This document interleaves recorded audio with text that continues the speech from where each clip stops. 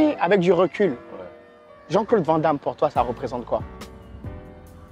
Il a eu un gros impact quand même sur la vulgarisation des sports de combat, surtout pied-point dans le monde. Il faut dire qu'avant, il y avait le Bruce Lee et tout, c'était du kung-fu. Mais en termes de sport de combat pied-point, c'est Jean-Claude Van Damme. Bon, avec beaucoup de sport, kickboxer, tout ça, ça nous a encouragés, moi et puis d'autres générations, à aller aux arts martiaux. Tout comme moi. Voilà, tu vois, c'est quelqu'un voilà, qui a eu un gros impact sur la vie des gens.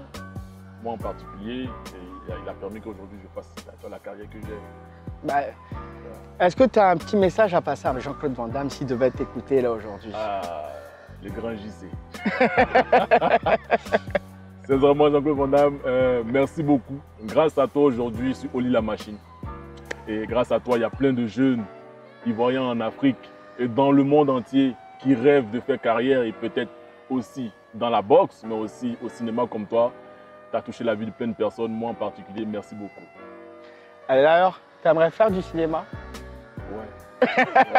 C'est la suite logique. J'ai déjà tourné même. J'ai déjà tourné une série. Ok, Elle n'est pas encore sortie, on l'a tournée en 2016. ok. Elle n'est pas encore sortie. Et je crois que c'est une nouvelle chaîne de télévision locale qui a les droits. Je pense qu'ils m'ont dit que cette année ça allait sortir. Bon, avec le coronavirus, on ne sait pas. Alors, maintenant, on va parler combat. Ouais. Parce que tu es un combattant. Ouais. Et pour moi, la vie est un perpétuel combat. C'est ça. Alors, comment tu arrives à assimiler à la vie d'un combattant un combat? Quelles sont les règles que tu prends dans tes combats et que tu mets dans ta vie? Si tu devais ressortir des règles comme ça de combattant que tu emploies également dans ta vie de tous les jours, quelles seraient ces règles? Il y a une règle phare. Et c'est quand le combat commence et que l'arbitre il vous touche tous les deux, il vous parle, il vous briefe, il vous dit combattant, restez concentrés, ne quittez pas votre adversaire des yeux, levez votre garde à tout moment et à tout instant. Ça, c'est très important dans la vie de tous les jours. Restez focus. Il faut rester focus, il faut rester concentré. Ton objectif, au fait, quand tu rentres dans le ring, c'est de gagner ton combat. Il n'y a pas de place, tu ne laisses pas de place à l'erreur, au fait. L'erreur peut arriver, même quand tu as ta protection, ça peut arriver. Imagine quand tu ne l'as pas. C'est pour ça qu'il nous dit, restez concentré, gardez votre garde du début jusqu'à la fin du combat à tout instant. Comment tu te sens au moment de rentrer dans l'arène? Au moment où tu rentres, que tu sais que...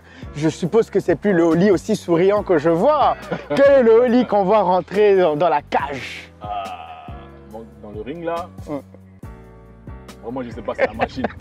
C'est la machine. Ça, c'est plus Oli. C'est plus... Non, c'est la machine. Est-ce que tu aimes te battre ou est-ce que tu aimes gagner? Moi, j'aime déjà inspirer les autres, au fait. J'aime inspirer les autres. Monter dans le ring, pour moi, au fait, c'est quelque chose de...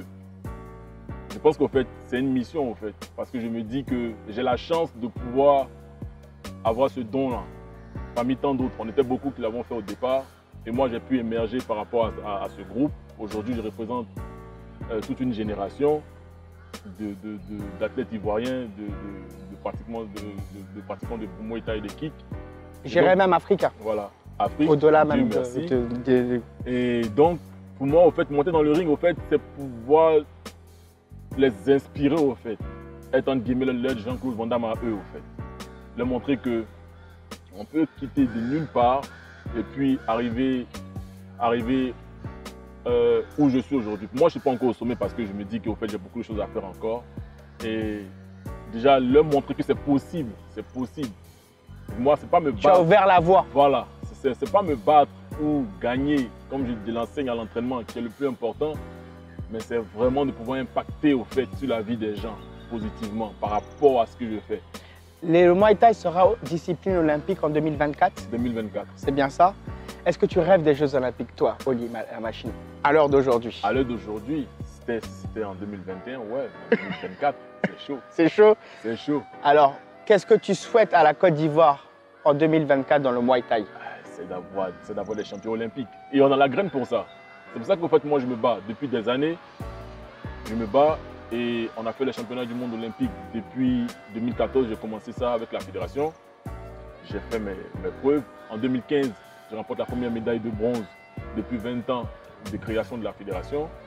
Et ça a inspiré plein de jeunes derrière qui sont venus à mon camp, dans les clubs d'Abidjan et tout, dans la fédération pour s'inscrire, parce qu'ils ont vu au fait l'exploit. Donc ils ont voulu, ils ont rêvé eux aussi.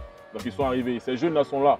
Ils s'entraînent, ils rêvent des Jeux Olympiques de 2024 et du jour où le Muay Thai sera aux Jeux Olympiques. Et nous, derrière, ce qu'on doit faire, c'est que moi, ce que je fais, c'est que je leur communique mon expérience de la chose, des combats. J'espère que d'ici là, j'ai des graines que je prépare pour ça.